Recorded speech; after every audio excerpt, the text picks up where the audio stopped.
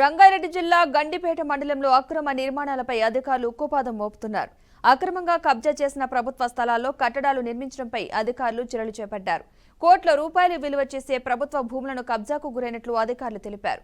Himayat Sagar survey number 37లో గల 1000 గజాల స్థలంలో కిస్మత్పూర్ సర్వే నెంబర్ 132లో వెలిసిన అక్రమ నిర్మాణాలను నేలమట్టం చేశారు అధికారులు. అక్రమ నిర్మాణాలు చేపడితే క్రిమినల్ కేసులు నమోదు చేస్తామని హెచ్చరించారు. గండిపేట మండలంలో అక్రమ నిర్మాణాలపై కొరడా జులిపించారు. అక్రమ నిర్మాణాలను కూల్చివేశారు అధికారులు.